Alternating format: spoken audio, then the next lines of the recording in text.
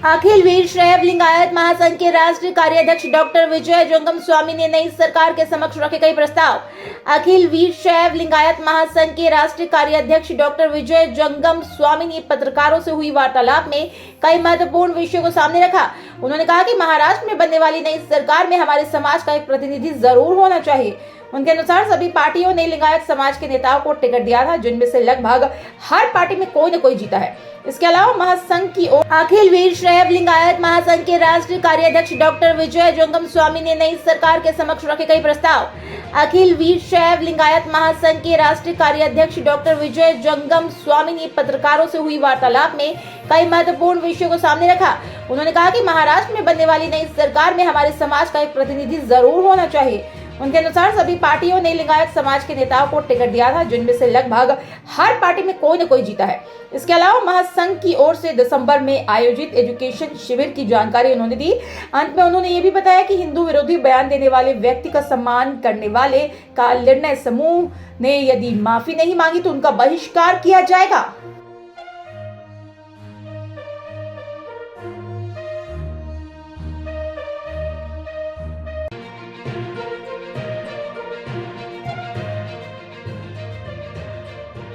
देख रहा हूँ कि सोशल मीडिया पे बहुत सारी पोस्ट वायरल हो रही है काल निर्णय के खिलाफ। मैं खुद काल निर्णय परिवार से वर्षों से जुड़ा हुआ हूँ।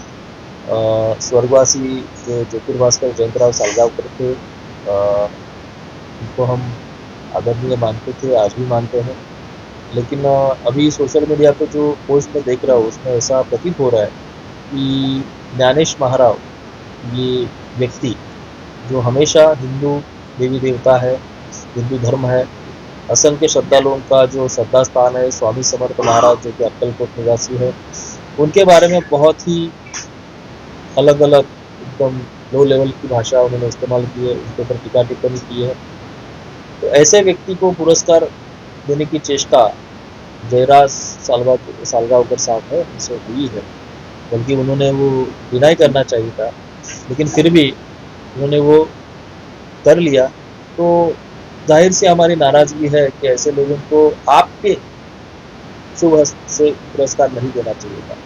तो वो नाराजगी हमारी है, वो रहेगी जब तक काल निर्णय परिवार और सालगावकर साहब माफी नहीं मानते। अगर वो नहीं मानेंगे तो फिर हमें मजबूरन काल निर्णय कैलेंडर है और पंचांग है, उसका हमें बहिष्कार करना पड़ेगा। ये हिंदुस्तान आज जो हम देख रहे हैं इतना छोटा सा बचा हुआ है, पहले कितना था? आप 100 साल पीछे जाइए, 200 साल पीछे जाइए, 500 साल पीछे जाइए, आप पूरे देश अलग अलग कंट्री में जाइए, आप मॉरिशस में जाइए, मलेशिया में जाइए, आप कंबोडिया में जाइए, आप बर्मा में जाइए, जो पहले ये ब्रह्मदेश था, म्यांमार हुआ, आप पाकिस्तान में जाइए, बांग्लादेश में जाइए, नेपाल में जाइए, श्रीलंका में जाइए, यहाँ पे हर जगह पे आपको हमारे जो प्राचीन अवशेष मिलेंगे जो रामायण काल महाभारत काल से जुड़े। इसका मतलब क्या है कि हमारा हिंदू राष्ट्र पहले से ही था और बहुत बड़ा था, लेकिन आज जो हमारे पास है, जितना बचा हुआ है, मैं उसको टेक ओवर करने की बात नहीं कर रहा हूँ, लेकिन जो बचा हुआ हमारे पास है उसको तो आप संभाल सकते हो और इसको पूरा हिंदू राष्ट्र घोषित होना चाहिए। पूरे दुनिया में आप देखेंगे तो 52 से भी ज्यादा इस्लामिक राष्ट्र है, अभी मुझे नंबर याद नहीं है, लेकिन जितने मैक्सिमम इस्लामिक राष्ट्र है, क्रिश्चियन राष्ट्र है, तो ये यहाँ पे सेक्युलरिज्म क्यों? यहाँ पे सबसे ज्यादा हिंदू रहते हैं। ये हिंदू राष्ट्र घोषित होना चाहिए और आने वाली जो सरकार स्थापित होगी महाराष्ट्र में, उनको हम डिमांड करेंगे, जबकि ये फैसला केंद्र सरकार लेगी, पूरे महाराष्ट्र की सरकार को वो निवेदन केंद्र सरकार को देना चाहिए कि हम आपके साथ में शामिल है और भारत को जल्द से जल्द हिंदू राष्ट्र बनाएंगे।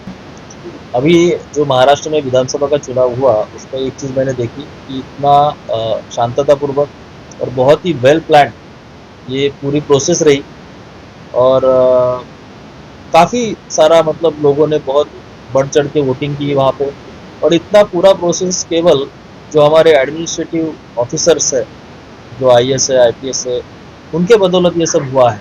जितनी भी राजनीतिक दल है वो अरेंजमेंट करके चुनाव लड़ती है, चुनाव जीतती है, चुनाव हारती है, तो ये पूरा प्रोसेस का जो क्रेडिट जाता है वो केवल उन्हीं अफसरों को जाता है।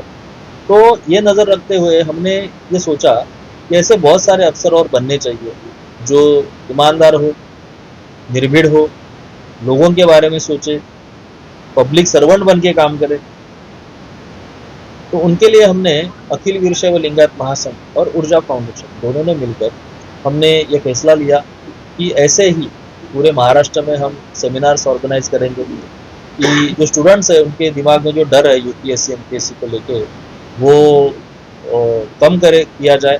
और उसके लिए जो स्पीकर्स आएंगे राजमुद्रा एकेडमी के, जिन्होंने बहुत सारे स्टूडेंट लिए हैं अभी तक महाराष्ट्र में और देश में, मनोहर भोले सर जो खुद स्पीकर है उसके, और अलग अलग सेमिनार में जितने भी हमारे समाज के या फिर हमारे पहचान के जितने भी आईएएस और आईपीएस ऑफिसर है जो अभी पोस्टिंग में है, कुछ रिटायर है, ऐसे लोगों को हम वहाँ पे मार्गदर्शन के लिए बुलाएंगे। इसका पहला जो सेमिनार है आने वाले इतवार को 8 दिसंबर को वर्ली में सुबह 10 बजे रखा गया है। और उस कार्यक्रम में अगर किसी को आना है तो हमारी ऊर्जा फाउंडेशन की जो हेल्पलाइन है उसमें आप नंबर कॉल करके अपना नाम पंजीकृत कर सकते हैं। ऊर्जा फाउंडेशन के हेल्पलाइन का नंबर है 8369876036। इस नंबर पर आप कॉल करके अपना नाम रजिस्टर कर सकते हैं। देखो अभी ये क्या कनेक्शन है मुझे पता नहीं। अभी जहाँ पे मैं सातारा का जो उनका गांव है वही पास में हमारा भी गांव है, और थाना में भी जहाँ पे मैं था वहीं पे हो रहे थे। इसके पहले चुनाव में भारत में तो सातारा कहीं जाते नहीं थे। कौन नहीं जाते थे? नहीं, ये जो सच है वो सच है, जो झूठ है झूठ है। मैं आपको एक दाखिला देना चाहता हूँ। सातारा का जो राजमार्ग जिसे कहते हैं, जो न्यू महाबलेश्वर प्रोजेक्ट अभी आ रहा है, और जिसे राजमार्ग यानी छत्रपति शिवाजी महाराज जी के समय में सज्जनगढ़ से प्रतापगढ़ जाने के लिए एक बड़ा रास्ता था, वो हमारे गांव से गुजरता है। जहाँ पे मेरा गांव है वहाँ से गुजरता है। और पिछले इतने सालों से जब हमारा देश स्वतंत्र हुआ, आज़ाद हुआ, उसके बाद में डेवलपमेंट स्टार्ट हुई, सड़कें निर्माण होने लगी, उसके बाद में उस मार्ग पर एक 1.5 किलोमीटर का एक ऐसा पार्ट था और वो फॉरेस्ट के अंदर आता था और वो बनाने के लिए अनुमति नहीं थी। तो जैसे जैसे बहुत लोगों ने प्रयास किया लेकिन वो सफल नहीं हुआ। जैसे ही एकनाथ शिंदे साहब सीएम बने, तुरंत उन्होंने 8 दिन में क्या किया मुझे पता नहीं, लेकिन 8 दिन में वो सड़क बनी। तो ये आरोप गलत है कि वो सातारा नहीं जाते थे, काम नहीं करते थे, जैसे कि शिवसेना है, भाजपा है, अन्य कई दल है। तो ये सारे हिंदुत्ववादी चेहरे हैं, हिंदुत्व का काम कर सकते हैं, ऐसा विश्वास हमें था। तो इसके लिए हमने सनातन धर्म की रक्षा के लिए, राष्ट्र हित के लिए और मातृभूमि की रक्षा के लिए हमने एक फैसला ले लिया कि हम सब मिलकर पूरा जो महाराष्ट्र का वीरशैव लिंगायत समाज है उनको आह्वान करेंगे कि आप महायुति का समर्थन करें, उनको वोट दे दो, ताकि एक अच्छी सरकार बने, फुल मेजोरिटी के साथ सरकार बने। और जितने भी हमारे हिंदू बिल है, जैसे कि हमारे सनातन बोर्ड स्थापन होना चाहिए, जैसे वक्फ बोर्ड है वैसे सनातन बोर्ड स्थापन होना चाहिए। दूसरा जो चीज़ें कुछ समाज के लिए की जाती है, छोटे छोटे समाज के लिए, तो पूरा अभी हमारा तो पहले से ही नारा था कि एक ही लक्ष्य हिंदू राष्ट्र, और दूसरा नारा था कि जो हिंदू हित की बात करेगा वही देश पे राज करेगा। जो लोकसभा चुनाव के टाइम में हमने थोड़ा सा ध्यान नहीं दिया, लेकिन अभी महाराष्ट्र के जो चुनाव हुए उसमें हमने पूरा ध्यान दिया और इसका खबरदारी भी रखा, और उसका परिणाम आप सबके सामने। हमारे समाज के टोटल जो भी कैंडिडेट थे इस विधानसभा चुनाव में, जिन्होंने अपना नामांकन दाखिल किया था अलग अलग पार्टी से, और उसमें से भारतीय जनता पार्टी से 3 विधायक, हमारे जो वीरशैव लिंगायत समाज के नेता है, जन स्वराज्य पार्टी के अध्यक्ष विनय कोरे जी, जो खुद एक विधायक चुन के आए हैं, और शिवसेना उद्धव बाला साहब ठाकरे गट के 2 विधायक चुने गए। ऐसे टोटल 6 विधायक चुने गए हैं। और इन 6 विधायक में से 4 विधायक जो है जो महायुति सरकार में, जो अभी सरकार बना रही है, तो विनय कोरे जी और ये 3 में से 1, ऐसे 2 कैबिनेट मंत्री पद हमें मिलने चाहिए, ये आने वाली सरकार से हमारी मांग रही है। देखते हैं ना, अभी जैसे कि हमने पहले ही बोल के आ रहे हैं, ये हमारे समाज के पहले उपराष्ट्रपति थे, केंद्रीय गृह मंत्री थे, कैबिनेट मिनिस्टर थे, लेकिन 20-25 साल में इन्होंने क्या जादू चलाई पता नहीं, हमारे समाज को नज़रअंदाज करने की चेष्टा इन लोगों ने की है, सारी राजनीतिक दलों। तो कहीं ना कहीं इन्होंने जो चीज़ें हमारे साथ की है उसका निर्णय लेते हुए हमने इस बार उनसे अपील की थी और उन्होंने कुछ जगह हमें दी थी। तो इसमें से 6 उम्मीदवार हमारे आ गए, चुन के। अभी हम मंत्रिमंडल विस्तार की बात करें, उसमें कैबिनेट मंत्री पद मांग रहे हैं। विधान परिषद के विधायक के लिए हम कोशिश कर रहे हैं। दूसरा, जितने भी महामंडल है उसके लिए कोशिश कर रहे हैं।